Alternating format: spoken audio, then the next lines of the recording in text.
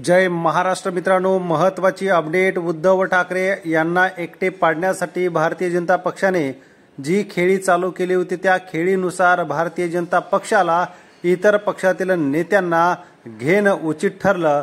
मात्र आता पक्ष फोडाफोडीच्या राजकारणामध्ये आता भारतीय जनता पक्षाचा पक्ष फुटायला सुरुवात झालेली आहे। सर्वात मोठा धक्का बसलाय भारतीय जनता पक्षाला। लोकसभेच्या निवडणुकीच्या तोंडावरच बडा नेता हा पक्ष सोडून आता दुसऱ्या पक्षात पक्षप्रवेश करत आहे। बातमी जाणून घेण्यापूर्वी चॅनलला सबस्क्राइब करा, व्हिडिओला लाईक करून शेअर करा। मित्रांनो, अतिशय महत्त्वाची अपडेट। उन्मेशदादा पाटील यांनी सुद्धा राष्ट्रवादीचं तिकीट वाटप झाल्यानंतर पक्ष सोडला, ठाकरेंच्या सेनेत पक्षप्रवेश केला।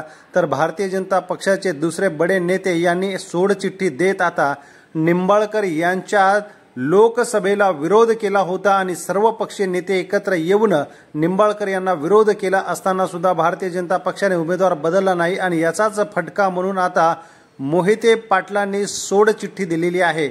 माढा लोकसभा मतदारसंघातील हा महत्त्वाची ही एक बातमी आहे। यामध्ये भारतीय जनता पक्षाच्या नेत्यावरती सगळेच नाराज असून त्यांना मात्र बदललं नाही। तर ज्यांनी ठाकरेंची साथ सोडत भारतीय जनता पक्षासोबत आणि शिंदे गटासोबत आले त्यांची मात्र तिकीटं कापलेली आहेत। यावरूनच बंडखोरी आता सुरुवात झालेली। फोडाफोडीच्या राजकारणात येत्या काळामध्ये भारतीय जनता पक्षाचे निष्ठावंत पक्ष सोडून इतर पक्षात जातील असं आपल्याला वाटतं का? कमेंट करा। धन्यवाद।